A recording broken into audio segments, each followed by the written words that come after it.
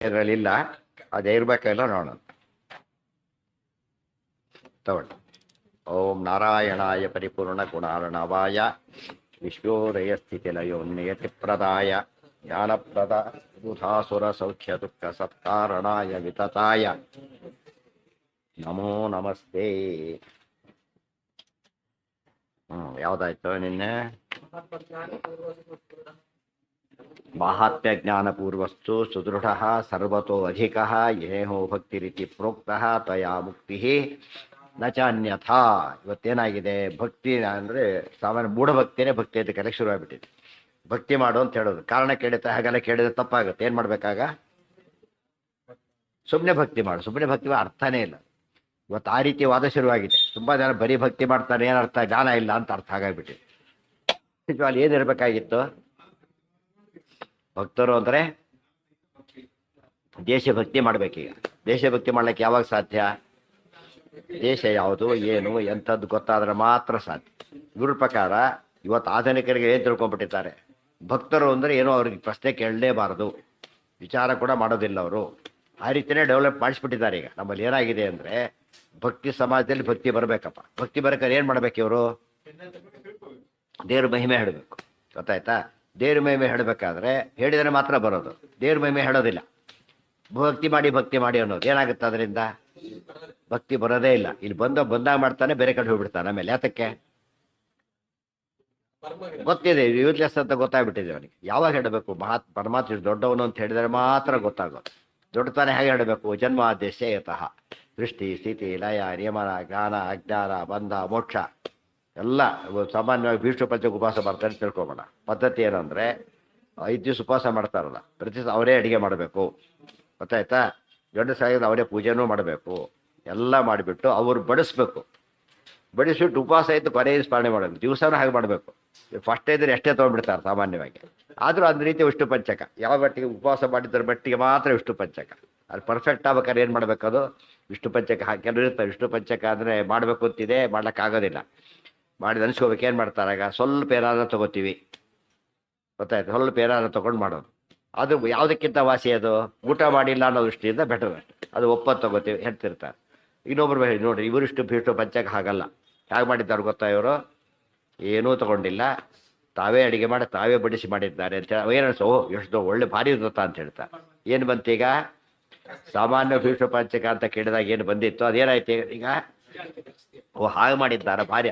ಅದು ಒಬ್ಬೊಬ್ಬರಿಗೆ ಅಡುಗೆ ಮಾಡಿರೋದು 100 ಜನಕ್ಕೆ ಮಾಡಿದ್ದಾರೆ. ಮತ್ತೆ ಅಷ್ಟು ಜನಕ್ಕೆ ಅವರೇ ಬಡಿಸಿದ್ದಾರೆ. ಗೊತ್ತಾಯ್ತಾ? ಸುಮ್ಮನೆ ಇರ್ತಾರೆ. ಕೊನೆಯ ದಿವಸ ಎಲ್ಲ ಬಡಿಸಿ ಅದೇ ರೀತಿ ಮಾಡಿ ಆಮೇಲೆ ಊಟ ಮಾಡಿ. ಇಂಥ ವಿಷ್ಣು ಪಂಚಕ ಮಾಡಿದ್ದಾರೆ. ಪ್ರತಿ ವರ್ಷ ಮಾಡ್ತಾರೆ. ಮತ್ತೆ ಇನ್ನು ಗೋವಿಂದ ಏನಾಯ್ತಾಗ? ಭಾರಿ ದೊಡ್ಡವರು ಅಂತ ಹೇಳ್ಬಿಡ್ತಾರೆ. ನಮಗಂತೂ ಸಾಧ್ಯ ಆಯಿತು. ಅದು ಆ ರೀತಿ ಏನಾಯ್ತು? ದೊಡ್ಡವರು ಅಂತ ಹೇಳ್ಬೇಕಾದ್ರೆ ಮಹಾತ್ಮ್ಯ ಜ್ಞಾನ ಬರಬೇಕು. ವಿಶ್ವ ಪಂಚಕ 20 ಜನ ಮಾಡಿದ್ದಾರೆ. ಆ ವೆರೈಟಿಗಳಿದೆ. ಇವ್ರು ಮಾಡಿದ ರೀತಿ ಮಾತ್ರ ವಂಡರ್ಫುಲ್ ಆಗಿದೆ. ಅದೇ ರೀತಿ ದೇವರು ಮಾಡ್ತಾನೆ, ನಾವು ಕೆಲಸ ಮಾಡ್ತೇವೆ. ನಾವೆಲ್ಲ ಮಾಡೋದು ಹೇಗೆ? ಮಾಡಿಸಿದ್ರೆ ಮಾಡೋದು ಅಷ್ಟೇ. ದೇವ್ರು ಹೇಗೆ ಮಾಡ್ತಾರೆ? ಎಲ್ಲರ ಕೈಲಿ ಅನಾದಿ ಕಾಲ ಅನಂತ ಕಾಲ ಎಲ್ಲರ ಕೈಲಿ ಮಾಡಿಸ್ತಾ ಇದ್ದಾನೆ. ಅವ್ರಿಗೆ ಆಯಾಸನೇ ಇಲ್ಲ. ಮಾಡಿಸಿ ಫಲ ಇವರಿಗೂ ಕೊಡ್ತಾರಲ್ಲ, ಎಷ್ಟು ದೊಡ್ಡವರು ಅಂತ ಹೇಳಿದಾಗ ಅದು ಭಕ್ತಿ ಬರುತ್ತೆ. ಅದು ಬಿಟ್ಬಿಟ್ಟು ದೇವರೇ ಇಲ್ಲ, ವಾಚ್ಯರೇ ಇಲ್ಲ, ಅವೆಲ್ಲ ಭಕ್ತಿ ಯಾಕೆ ಬರುತ್ತೆ? ಅದು ಕೇಳ್ತಾ ಹೋದಂತ ಏನು ಬರುತ್ತೆ ಭಕ್ತಿ? ಇದು ಬಂದ ಭಕ್ತಿ ಕೂಡ ಏನಾಗುತ್ತೆ? ಪೂರ್ತಿ ಮಹಾತ್ಮ್ಯ ಜ್ಞಾನಪೂರ್ವಸ್ತು ಸುದೃಢ ಸರ್ವತೋಧಿಕ ಸ್ನೇಹೋ ಭಕ್ತಿ ರೀತಿ. ಆದ್ದರಿಂದ ಸಮಾಜದಲ್ಲಿ ಮಹಾತ್ಮ್ಯ ಜ್ಞಾನವನ್ನು ಹುಟ್ಟಿಸಿದ್ರೆ ಆಟೋಮೆಟಿಕಲಿ ಏನು ಬರುತ್ತೆ? ಅಲ್ಲಿ ಭಕ್ತಿ ಬಂದೇ ಬಿಡುತ್ತೆ. ಒಳ್ಳೆ ಪದಾರ್ಥ ತಿನ್ನೋ ತೋರಿಸಿದ್ರೆ ಏನು ಮಾಡ್ತಾರೆ ಅವರು? ಬೇಡ ಅಂದ್ರೆ ಬಿಡೋದಿಲ್ಲ. ಬೇಡ ಅಂತ ಯಾಕಂದ್ರೆ ಬೇಕು, ಚೆನ್ನಾಗಿದೆ ಅಂತ ಗೊತ್ತಾಯ್ತು ತಗೊಳ್ಳೇಬೇಕು. ಭಕ್ತಿಗೆ ಅನ್ನ ಆಗಬೇಕು, ಭಕ್ತಿಗೆ ಜ್ಞಾನ ಆಗಬೇಕು. ಇಲ್ಲಿ ಭಕ್ತಿ ಇಲ್ಲಿ ಏನೂ ಬಡಿಸಿಲ್ಲ. ಊಟ ಮಾಡಿ ಏನು ಊಟ ಮಾಡಬೇಕು? ಅವನು ಖಾಲಿಯಲ್ಲಿ ಬಡ್ಗಾರ ತಟ್ಟೆ ಇಟ್ಟರು ಕೂಡ ಏನೂ ಬಡಿಸಿಲ್ಲ. ಏನು ಮಾಡಬೇಕಾಗ? ಏನು ಊಟ ಮಾಡಿದ್ರೆ ಮತ್ತೆ ಯಾರು ಬಡಿಸಿ ಅಂತ ಹೇಳ್ತಾರೆ. ಗೊತ್ತಾಯ್ತಾ? ಇವತ್ತು ಹಾಗಾಗಿದೆ. ಬರೀ ಶೋ ಆಗಿದೆ ಹೊರತು ಜನಕ್ಕೆಲ್ಲ ಏನು ಬರಬೇಕು? ದೇವರು ದೊಡ್ಡವನು ಅಂಬೋದನ್ನು ಪ್ರತಿ ಬೇಸಿಕ್ ಪ್ರಿನ್ಸಿಪಲ್ಸ್ ಎಲ್ಲ ಹೇಳ್ಕೊಡ್ಬೇಕು. ಮೊದಲೇ ತಾತ್ಪರ್ಯ ಟೆಕ್ಸ್ಟ್ ಬುಕ್ ಮಾಡಿಬಿಟ್ರೆ ಎಲ್ಲ ವಿಷಯ ಬಂದಿದೆ. ಆಮೇಲೆ ಏನು ಮತ್ತೆ ಮಾತಾಡೋಗಿಲ್ಲ ಅವ್ನು. ಅಲ್ಲಿಗೂ ಭಕ್ತಿ ಭಕ್ತರಲ್ಲ. ಅವ್ನು ಅರ್ಥನೇ ಆಗಲ್ಲ ಅಂದರೆ ಅವ್ನ ಬಗ್ಗೆ ತಲೆ ಕೆಡಿಸಿ ಹೋಗಬಾರ್ದು. ಉನ್ಮತ್ತ ಹುಚ್ಚ ಅದು ಬಿಟ್ಟು ಬಿಡ್ಬೇಕಷ್ಟೇ. ಆಮೇಲೆ ಸುದೃಢ ಹೇಗಿರಬೇಕು? ಅದು ದೃಢ ಅಲ್ಲ, ಸುದೃಢ. ಭಾರಿ ಗಟ್ಟಿ ಇರಬೇಕು. ಭಾರಿ ಗಟ್ಟಿ ಅಂದ್ರೆ ಏನು? ಮಳೆ ಹೊಡೆದ, ಯಾವುದೋ ಸಣ್ಣ ಪರ್ಪಸ್ ಇತ್ತು, ಬಾಡಿ ಗಟ್ಟಿ ಬೇಕಿಲ್ಲ, ಬಿಟ್ಟುಬಿಟ್ಟ. ಆದರೆ ದೊಡ್ಡ ದಿವಸ ತುಂಬ ದಿವಸ ಹಾಕ್ಬೇಕಾಗಿ ದೊಡ್ಡ ಕೊಟ್ಟು ಹಾಕ್ಬೇಕು. ಏನು ಮಾಡ್ತಾರಾಗ? ಭಾರಿ ಗಟ್ಟಿ ಇರಬೇಕು. ಅದು ಮೇಲ್ಬೇರೆ ಬಿದ್ದು ತನ್ನ ಮೇಲೆ ಬಿದ್ದು ಇನ್ನೂ ಪಜೀತಿ ಅದು ಏನಾಗುತ್ತೆ, ಅದು ಹೊಡಿಬಾರ್ದು, ನಮ್ಮ ತಲೆ ನೋಡಿಬಾರ್ದು ಮತ್ತೆ. ಸುದೃಢವಾಗಿರ್ಬೇಕು. ಸುದೃಢ ಭಕ್ತಿ ಕಾನ್ಸೆಪ್ಟೇ ಇಲ್ಲ. ಈ ಕಡೆ ರಾಜಮಠಕ್ಕೆ ಹೋಗೋದು ಪಕ್ಕ ಇನ್ನೊಂದಕ್ಕೆ ಹೋಗಿ ಬಂದ್ಬಿಡ್ತಾರೆ ಒಟ್ಟಿಗೆ ಯಾಕೆಂದ್ರೆ ಇಲ್ಲಾರಾಗಲಿ ಕೆಲಸ ಅಲ್ಲಾರಾಗಲಿ ಅಂತೇಳಿ. ಏನಿಲ್ಲ ಅವರಿಗೆ 100ಕ್ಕೆ 90% ಭಕ್ತಿ ಇರೋದು ಅಷ್ಟೇ. ಎಷ್ಟೋ ಜನ ಮೇಲೆ ಇವತ್ತಿಗೂ ನೋಡಿದ್ದೇನೆ, ದೇವರ ಮಂಟಪದೊಳಗೆ ನಿತ್ಯ ಸಾಲಿಗ್ರಾಮ ಪೂಜೆ ಮಾಡೋ ಮನುಷ್ಯ ಯಾರ್ದೋ ಬಾಬಾರ ಚಿತ್ರ ಇಟ್ಕೊಂಡು ಕೂತಿರ್ತಾರೆ. ಅವ್ರು ಭಾರಿ ಭಕ್ತರು, ಮಠಕ್ಕೆ ಭಾರಿ ಬೇಕಾದವ್ರು ಕೆಲವು ಮಠಗಳಿಗೆ VIP ಗಳವರು ದೇವ್ರ ಪೂಜೆ ಮಾಡೋಕ್ಕಂದ್ರೆ ಇರ್ತಾರೆ. ಅದು ಏನು ಬಂದಿಲ್ಲ ಅವರಿಗೆ. ಇವ್ರು ಹೋದಾಗ ನೋಡಿರ್ತಾರೆ, ತೆಗಿಬೇಡಿ ಅಂತ ಹೇಳೋದಿಲ್ಲ, ತೆಗಿ ಅಂತ ಹೇಳೋದಿಲ್ಲ. ಯಾಕೆಂದರೆ ಅವ್ರು ದೊಡ್ಡ ಶಿಷ್ಯ, ಶ್ರೀಮಂತ, ಬಿಟ್ಟೋಗ್ಬಿಟ್ರೆ ಕಷ್ಟ ಅಂತ ಹೇಳಿ ಮಾಡಿಬಿಡ್ತಾರೆ. ಏನಾರು ಮಾಡ್ಕೊ ಯಾರು ಬಂದು ಹೇಳ್ಬೇಡ ಅಂತ ಬಿಡ್ತಾರೆ. ಆ ಥರ ಆಗ್ಬಿಡ್ತಾರೆ. ಎಷ್ಟೋ ಜನ ನೋಡಿದ್ದೀವಿ, ಹಿಂದ್ಗಡೆ ದೊಡ್ಡ ಫೋಟೋ ಇರುತ್ತೆ ಯಾರ್ದೋ ಒಂದು, ಇಲ್ಲಿ ಮಂಟಪಕ್ಕೆ ಪೂಜೆ ಮಾಡ್ತಿರ್ತಾರೆ. ಅಲ್ಲಿ ಯಾರ್ದೋ ದೊಡ್ಡ ಫೋಟೋ ಇರುತ್ತೆ, ಇಲ್ಲಿರುತ್ತೆ. ಅದನ್ನು ತೆಗಿ ಅಂತ ಹೇಳೋಷ್ಟು ಇವರು ಸೌಜನ್ಯ ತೋರಿಸಲ್ಲ. ನಮ್ಮ ದೇವರಿಗೆ ಅವಮಾನ ಆಗುತ್ತೆ ತೆಗಿ ಅಂತ ಹೇಳ್ಬೇಕಲ್ಲ, ತೆಗಿಯೋದು. ಮಂಗಳಾರತಿ ಮಾಡಿದಾಗೆಲ್ಲ ಅವ್ರಿಗೆ ಮಂಗಳಾರತಿ ಹೋಗ್ತಿರ್ತದೆ ಹಿಂದ್ಗಡೆ. ಅದು ಬೇಕದು, ಇಲ್ಲದ್ರೆ ಪೂಜೆ ಮಾಡೋದಿಲ್ಲ ನಾವು ಅಂತ ಹೇಳ್ಬೋದು. ಏನಂತ ಹಾಂ ಅದಕ್ಕೆ ಎಕ್ಸ್ಕ್ಯೂಸ್ ಯಾವ್ದು ಅದು ದೊಡ್ಡ ಕಾರಣ. ಅದರ ವೇದವಾಕ್ಯ ಇದ್ದ ವೇದ ಪ್ರಮಾಣ ಕೊಟ್ಟಾಗಾಯ್ತು.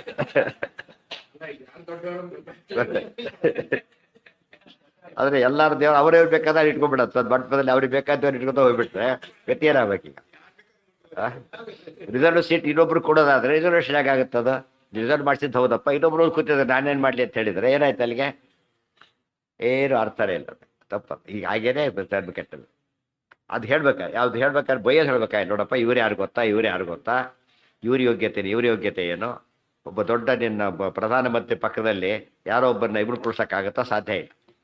ಅದು ಇನ್ವಿಟೇಷನ್ನೇ ಕೊಡೋದಿಲ್ಲ ಸಾಮಾನ್ಯರಿಗೆಲ್ಲ ಕೂಡ. ಅದೆಲ್ಲ ಅವಾಗ ಅರ್ಥ ಆಗುತ್ತೆ, ತಾರತಮ್ಯ ಅರ್ಥ ಆಗುತ್ತೆ. ಸರಿ, ಹಾಗಿದ್ರೆ ಇವ್ರು ಏನು ಮಾಡಿದ್ದಾರೆ? ಹೋಗಿ ದೇವ್ರ ಏನಪ್ಪ ಮಾಡಿದ್ದಾರೆ ಇವ್ರು? ಹೋಗಲಿ, ದೇವ್ರ ಗುಣಗಳು ಒಂದಾರಿದೆ ಅವರಲ್ಲಿ, ಒಂದಾರಿದೆ ದೇವ್ರ ಗುಣಗಳು. ದೇವರು ಸರ್ವತ್ರ ವ್ಯಾಪ್ತ. ಇವರೆಲ್ಲಿದ್ದಾರೆ? ಇವ್ರು ಯಾರು ಪೂಜೆ ಮಾಡ್ತಾರೋ ಅವರೆಲ್ಲ ಎಂತಕ್ಕೆ ಯಾವ ರೀತಿ ಹೋದವ್ರು ಗೊತ್ತಾ? ತುಂಬ ಜನಗಳು ವೆರಿ ಸೀರಿಯಸ್ ಡೇಂಜರಸ್ ಡಿಸೀಸ್ ಬಂದು ಹೋದವ್ರು. ದೇವರಿಗೆ ದೋಷ ಇದೆಯಾ? ದೋಷ ಅಲ್ವೇನು ದೋಗ ಬಂದು ಸಾಯೋದು? ಏನು ಉತ್ತರ ಕೊಡಬೇಕಾಗ? ದೇವರು ಭಕ್ತರ ಬಗ್ಗೆ ಅಲ್ಲ, ಅದಿರ್ಬೋದು. ದೇವರು ಹಾಗೆ ಅಂತ ಹೇಳಿದ್ರೆ ತಪ್ಪಾಗುತ್ತೆ. ಬಿಸಿ ಪದಾರ್ಥ ಆರ್ಬೋದು, ಬೆಂಕಿನ ಸುಡೋದಿಲ್ಲ ಅಂದರೆ. ಹಾಲು ಕಾಸಿದ್ರು ಬಿಸಿ ಇತ್ತು, ಭಾರಿ ಜೋರಾಗೆ ಸುಡಿತು, ಜೋರಾಗಿ. ಸ್ವಲ್ಪ ಹೊತ್ತಿಗೇನೇ ಇಲ್ಲ ಅದು. ಆ ಬೆಂಕಿ ಕೂಡ ಸ್ವಲ್ಪ ಹೊತ್ತಿಗೆ ಆರ್ಬೋದು, ಮುಚ್ಚಲಕ್ಕೆ ಹೊರ ಪಜಿತ ಆಗುತ್ತೆ. ಬೆಂಕಿ ಏನದು? ಬೇಸಿಕ್ ಅದು, ಅದ್ರ ಕಾಂಟ್ಯಾಕ್ಟಿಂದ ಬಿಸಿ ಆಗಿತ್ತು ಅಷ್ಟೇ. ಸೊ ಭಕ್ತರಿಗೆ ದೋಷಗಳಿದ್ದರೆ ತಪ್ಪಲ್ಲ. ಅದು ಕೆಲವು ದೋಷಗಳಿರಬಾರ್ದು, ಕೆಲವು ದೋಷ ಇರಬಹುದು. ಆದರೆ ಮುಖ್ಯ ವಸ್ತುವಿಗೆ ದೋಷ ಇದ್ದರೆ ಹೇಗೆ ಗೌರವ ಬರುತ್ತೆ? ಅದು ಹೇಳ್ತಾ ಹೋದ್ರೆ ಅರ್ಥ ಆಗುತ್ತೆ ಅವ್ರಿಗೆ. ಬೈದು ಬಿಟ್ಟರೆ ಏನಾಗುತ್ತೆ? ರೆಬೆಲ್ ಆಗ್ತಾರೆ. ಬೈಬಾರ್ದು, ಹೇಳ್ಕೊಡ್ಬೇಕು. ಏನದು ಹೇಳಿದಲ್ಲ, ಪ್ರಮಾಣ ಗೊತ್ತೆ, ಅದೇ ಪ್ರಮಾಣ ತಿಳ್ಕೊಬಿಟ್ಟಿದ್ರೆ ಪಜಿತ ಆಯ್ತು ಅಷ್ಟೇ. ಸುದೃಢ ಸರ್ವತೋಧಿಕ. ಮತ್ತೇನಿರಬೇಕು? ಎಲ್ಲಗೆ ಹೆಚ್ಚಿರಬೇಕು. ಒಂದೊಂದು ಪದನ ಮಹಾತ್ಮ್ಯ ಜ್ಞಾನ ಬೇಕು, ಸುದೃಢವಾಗಿರಬೇಕು, ಸರ್ವತ ಅಧಿಕ ಆಗಿರಬೇಕು, ಅದು ಸ್ನೇಹ ಆಗಿರಬೇಕು. ಇಷ್ಟು ಇದ್ರೆ ಮಾತ್ರ ಏನಾಗುತ್ತದೋ ಭಕ್ತಿ ಆಗುತ್ತೆ. ಅದು ಟೀಕಾರ ಬಿಡಿಸಿದಾರಲ್ಲ. ಮಹಾತ್ಮ್ಯ ಜ್ಞಾನ ಅಂದ್ರೆ ಏನು? ದೇವ್ರ ಬಗ್ಗೆ ಹೇಗಿರಬೇಕು? ನಿರವಧಿಕ, ಅನಂತ, ಅನವದ್ಯ, ಕಲ್ಯಾಣ, ಗುಣತ್ವ ಜ್ಞಾನ ಪೂರ್ವಕ. ಮಹಾತ್ಮ್ಯ ಜ್ಞಾನ ಪೂರ್ವ ಶಬ್ದಕ್ಕೆ ಅಷ್ಟು ಎಕ್ಸ್ಪ್ಯಾಂಡ್ ಮಾಡಿದರು. ಆಮೇಲೆ ಸುದೃಢ ಬಂತು. ಮುಂದೇನು ಹೇಳಿದರು? ಮಹಾತ್ಮ ಜ್ಞಾನಪೂರ್ವಕ ಸ್ವಾತ್ಮಾತ್ಮೀಯ ಸಮಸ್ತ ವಸ್ತುಭ್ಯೋ ಅನೇಕ ಗುಣಾಧಿಕ, ಅಧಿಕಾರ ಸೇರಿಸಿದ್ರು. ಅಂತರಾಯ ಸಹಸ್ರೇಣಾಪಿ ಅಪ್ರತಿಬದ್ಧ, ಸುದೃಢ ಸೇರಿಸಿದ್ರು. ಎಕ್ಸ್ಪ್ಲೇನ್ ಮಾಡಿ ಸುಧಾದಲ್ಲಿ ಪದಕ್ಕೆ ತಕ್ಕಂತೆ ಎಕ್ಸ್ಪ್ಲೇನ್ ಮಾಡ್ತಾ ಹೋಗಿದ್ದ. 3 ಏನು ಎಕ್ಸೆಕ್ಟಿವ್ಸ್ ಹಾಕಿದ್ದಾರೆ, ಫುಲ್ಲಿ ಎಕ್ಸ್ಪ್ಲೇನ್ ಮಾಡ್ತಾರೆ. ಅದು ನಿಜವಾದ ಅರ್ಥ. ಸುದೃಢ ಭಾರಿ ಎಷ್ಟು ದೃಢ. ಪ್ರಹ್ಲಾದನ ದಾರ್ಢ್ಯ ಇದೆ ಈಗ. ಎಂಥ ದಾರ್ಢ್ಯ ಅದು ಪ್ರಹ್ಲಾದನದು? ಕೊಲ್ತೀನಿ ಅಂದ್ರೂ ಬಿಡೋದಿಲ್ಲ, ಆ್ಯಕ್ಚುಲಿ ಪ್ರಯೋಗ ಮಾಡಿದ್ರು ಬಿಡೋದಿಲ್ಲ. ಬದಲಿಗಿದ್ದ ಭಕ್ತಿ ಜಾಸ್ತಿ ಮಾಡ್ಕೊಳ್ತಾ ಇದ್ದಾರೆ. ಅದು ಸುದೃಢವಾದ ಭಕ್ತಿ. ತುಂಬ ಜನ ಏನು ಮಾಡ್ತಾರೆ, ಎರಡು ತಿರುಪತಿಗೆ ಹೋಗಿದ್ರು, 2 ಸರ್ತಿ ಏನಾಯಿತು, ಪದಾರ್ಥ ಕಳ್ಕೊಂಡ್ಬಿಟ್ರು. ಇನ್ನು ತಿರುಪತಿನೇ ಕ್ಯಾನ್ಸಲ್ ಅದು ಬಿಟ್ಬಿಡ. ಯಾಕೆ? ಭಕ್ತಿ ಹೊರಟೋಗ್ಬಿಡ್ತಾವೆ. ಇಲ್ಲ, ಇನ್ನು 1000 ಸತ್ ಕಳ್ತಾನಾದ್ರೂ ಹೋಗ್ತೀನಿ ನಾನು. ಯಾಕೆ? ಇದಕ್ಕೂ ಅದಕ್ಕೂ ಸಂಬಂಧ ಇಲ್ಲ. ಕಳ್ತಾನೇ ಬೇರೆ, ಈ ದೇವರು ಸರ್ವೋತ್ತಮತ್ವ ಒಂದಕ್ಕೊಂದು ಲಿಂಕೇ ಇಲ್ಲ. ಅದು ಜ್ಞಾನ. ಅದು ಬಿಟ್ಟು ಇದಕ್ಕೆ ಲಿಂಕ್ ಮಾಡ್ಲಿಕ್ಕೆ ಹೋಗಬಾರ್ದು. ಅಧಿಕ, ನಾವು ದೇವರಲ್ಲಿ ಭಕ್ತಿ ಮಾಡ್ತೇವೆ ಎಷ್ಟು ಅಂತ ಕೇಳಿದರೆ ಹೇಳಿದ್ರಲ್ಲಿ, ಈಗ ನನಗೆ ಇಷ್ಟ ಇಲ್ಲ ಬಟ್ ಅವ್ರು ಹೇಳ್ತಾರಂದ್ರೆ ಮಾಡಿಬಿಡ್ತೇನೆ. ಅಧಿಕ ಆಗಲಿಲ್ಲ ಆಗೋದು. ಇದೇನಪ್ಪ ಈಗ? ಅದಕ್ಕೆ ಹೇಳ್ತೇವೆ, ಯಾರಿಂದ ಅಧಿಕ ಆಗಬೇಕು? ಸ್ವಾತ್ಮ ಆತ್ಮೀಯ ಸಮಸ್ತ ವಸ್ತುಭ್ಯ ಅನೇಕ ಗುಣಾಧಿಕ. ಸ್ವಾತ್ಮ ತನ್ನ ದೇಹ, ಆಮೇಲೆ ಸ್ವಾತ್ಮೀಯ ಅವ್ರು ಯಾರು? ತನ್ನವರು. ಅವ್ರ ಮೇಲೆ ಏನು ಪ್ರೀತಿ ಇದೆ? ತನ್ನ ಮೇಲೆ ಪ್ರೀತಿ ಇದೆ, ದೇಹದ ಮೇಲೆ ಪ್ರೀತಿ ಇದೆ. ಆಮೇಲೆ ತನ್ನವನ ಪ್ರೀತಿ ಇದೆ. ದೇವ್ರ ಮೇಲೆ ಎಷ್ಟಿರಬೇಕು? ಅದೆಲ್ಲಕ್ಕಿಂತ ಜಾಸ್ತಿ ಇರಬೇಕು. ಸಿಂಪಲ್ ಆಗಿ ಒಬ್ಬ ದೇಶ ಹೋಗ್ತಾ ತಾಯಿ ಇದ್ದಾಳೆ, ಮಗ ದೇಶದ್ರೋಹಿ, ಏನು ಮಾಡ್ತಾಳೆ ಅವಳು? ಮಗನೇ ಶೂಟ್ ಮಾಡ್ತಾಳೆ. ಯಾತಕ್ಕೆ? ದೇಶ ದೊಡ್ಡದು, ನೀನು ದೊಡ್ಡವನಲ್ಲ, ದೇಶ ದೊಡ್ಡದು. ದೇಶಭಕ್ತರಾದರೆ ನೀನು ಬೇಕು ನನಗೆ, ಆದರೆ ದೇಶಕ್ಕಿಂತ ನೀನು ದ್ರೋಹ ಮಾಡೋದ್ರೆ ನಿನ್ನ ನಾನು ಹೊಡಿತೀನಿ. ಇದೇನಾಗುತ್ತೆ? ಇದು ದೊಡ್ಡ ದೇಶದ ಭಕ್ತಿ ಆದ ಮಕ್ಕಳ ಮೇಲೆಕ್ಕಿಂತ ಜಾಸ್ತಿ ಏನಿದೆ ಅದು ದೇವ್ರ ಮೇಲೆ ಹೇಗಿರ್ಬೇಕೀಗ? ಅದಕ್ಕಿಂತಲೂ ಜಾಸ್ತಿ ಇರಬೇಕು. ಪ್ರಹ್ಲಾದರಿಗೆ ಆಗಿತ್ತು. ಇದು ಹೇಳಿದೆ, ಮಿಥಿಲಾ ಬೆಂಕಿ ಬಿದ್ದಿದೆ ಅಂದರೆ ನನಗೇನು ಗಂಟು ಹೋಗಲಿಲ್ಲ. ದೇಶದಕ್ಕಿಂತ ಜಾಸ್ತಿ ಯಾರ ಮೇಲೆ ಬಂತೀಗ? ದೇವ್ರ ಮೇಲೆ. ದೇವಭಕ್ತಿ ಒಳ್ಳೆಯದು, ದೇಶಭಕ್ತಿ ಒಳ್ಳೆಯದು, ಗೊತ್ತಾಯ್ತಾ? ತನ್ನೇನು ಪ್ರೀತಿ ಒಳ್ಳೆ ಎಲ್ಲದ ಒಳ್ಳೆಯದೇ, ಬಟ್ ತಾರತಮ್ಯ ಇದೆ. ಒಂದ್ರ ಮೇಲೆ ಒಂದಕ್ಕಿಂತ ಒಂದು ಮೇಲಿಂದಕ್ಕೆ ಕೆಳಗಿಂದ ಕ್ಲಾಶ್ ಆದರೆ ಏನು ಮಾಡಬೇಕಾಗ? ಕೆಳಗಿಂದ ಬಿಡೋ ಧೈರ್ಯ ಬರಬೇಕು. ಅದು ಬಿಡೋದಿಲ್ಲ ಅಂತ ಹೊರಟೋಯ್ತು. ತುಂಬ ಬೇಕಾದವ್ರು ಪಾಪ ಏಕಾಶಿಯ ಮನೆಗೆ ಬಂದಿದ್ರು, ಉಪವಾಸ ಕಳಿಸ್ಲಿಕ್ಕೆ ಬರಲಿಲ್ಲ, ಅದಕ್ಕೆ ಅಡುಗೆ ಮಾಡಿ ಹಾಕಿದ್ವಿ. ಪಾಪ ಅವರೇ ಕೂತ್ರೆ ಬೇಜಾರಾಗುತ್ತೆ, ನಾವು ತಿಂದ್ವಿ, ಗೊತ್ತಾಯ್ತಾ? ಇದೇನಿದು ನೋಡೋದಕ್ಕೇನು ಯಾರ ಮೇಲೆ ಪ್ರೀತಿ ಇದೆ ಅಂತ ಆಯ್ತು ಇವರಿಗೀಗ? ಇವ್ರ ಮೇಲೆ, ದೇವ್ರ ಮೇಲಲ್ಲ. ಇದ್ರ ಜೀವನ ಏನು ಮಾಡ್ಬೇಕಾ? ಇಷ್ಟು ಆ್ಯಕ್ಚುಲಿ ನಡೆದ ಫ್ಯಾಕ್ಟ್ ಹೇಳ್ತಿರೋದು ನಾನು. ಹಾಗೆ ಮಾಡಿದ್ದಾರೆ. ಏಕಾಶಿ ತಪ್ಪದೇ ಮಾಡ್ತಿದ್ದ ವ್ಯಕ್ತಿ ಅವತ್ತು ಬಂದು ಹೇಳಿದರು. ಅದು ಇವತ್ತು ಮಾತ್ರ ಏಕಾಶಿ ಮಾಡ್ಲಿಕ್ಕೆ ಆಗಲಿಲ್ಲ ಅಂದರೆ ಯಾತಕ್ಕೆ ಅಂದರೆ, ನಾನು ಡೆಲ್ಲಿಯಲ್ಲಿದ್ದಾಗ ಒಬ್ಬರು ಮನೆಯಲ್ಲಿದ್ವಿ, ಭಾರಿ ಬೇಕಾದವರು ನಮಗೆ. ಇದ್ದಕ್ಕಿಂತ ಇವತ್ತು ಬಂದುಬಿಟ್ರು ಅವರು. ಆದ್ದರಿಂದ ನಾವು ಅವರಿಗೆ ಉಪವಾಸ ಕಳ್ಸೋಕ್ಕೆ ಮನಸ್ಸು ಬರಲಿಲ್ಲ, ಅಡುಗೆ ಮಾಡಿದ್ವಿ. ಕಂಪ್ನಿ ಕೊಡೋದು ನಾವು ಊಟ ಮಾಡಿಬಿಟ್ವಿ. ಒಂದು ದಿವಸ ಹೀಗಾಯ್ತು ಅಷ್ಟೇ. ಅವ್ರು ಬೆಳೆಸಿ ಬೇಜಾರಾಗಬಾರ್ದು ಇಷ್ಟೆಲ್ಲ ಮಾಡಿದ್ವಿ ಅಂತ ಹೇಳಿ. ಏನಾಯಿತು ಅಂತ ನಿಜವಾಗ್ಲೂ ಹೇಳಿ ಏನು ಮಾಡಬೇಕಾಗಿತ್ತು? ಅವ್ರು ಬಂದು ಭಾರಿ ಸಂತೋಷ, ಇವತ್ತು ಬಂದುಬಿಟ್ಟಿದ್ದೀರಿ, ಅನಿವಾರ್ಯ, ಇವತ್ತು ಆಗೋದಿಲ್ಲ, ದಯವಿಟ್ಟು ನಾಳೆ ಇದ್ದು ಹೋಗಿ ಪಾಲನೆ ಮಾಡಿ ಕಳಿಸ್ತೀವಿ, ಆ ಥರ ಹೇಳಬೇಕು. ಅಕಸ್ಮಾತ್ ಆಗೋದ್ರಿಂದ ನೆಕ್ಸ್ಟ್ ಟೈಮ್ ಬಂದಾಗ ಬನ್ನಿ, ಏನು ಮಾಡೋಕ್ಕಾಗುತ್ತೆ? ಇನ್ನೇನು ಮಾಡೋಕ್ಕೆ ಸಾಧ್ಯ ಇಲ್ಲ. ಅದರಿಂದ ಇದನ್ನು ಮಾಡೋಕ್ಕೆ ಬರುತ್ತಾ? ಯಾರ ಮೇಲೆ ಭಕ್ತಿ ಜಾಸ್ತಿ ಆಯ್ತು ಇವತ್ತು? ಒಂದುಗಳು ಆಯಿತು, ದೇವ್ರ ಮೇಲೆ ಆಗಲಿಲ್ಲ. ದೇವರು ಅಲ್ಟಿಮೇಟ್ ಆದ್ದರಿಂದ 2 ಕೋರ್ಟ್ ಆರ್ಡರ್ ಇದೆ, ಸುಪ್ರೀಂ ಕೋರ್ಟ್ ಆರ್ಡರ್ ಫೈನಲ್. ಅದ್ರ ರಾಜ್ಯ ಅಡ್ಜಸ್ಟ್ ಮಾಡೋದಾದರೆ ಅರ್ಥನೇ ಇಲ್ಲ. ಈ ಲೋಕದಲ್ಲಿ ಹೇಗೆ ಮೂರ್ಖ ಅಂತ ಇರೋ ಅಲ್ಲಿ ಮೂರ್ಖರಾಗ್ತಾರೆ.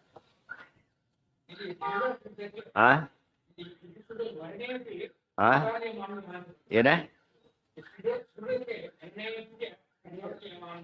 ಏನು ಮಾಡಿದ್ದಾರೆ?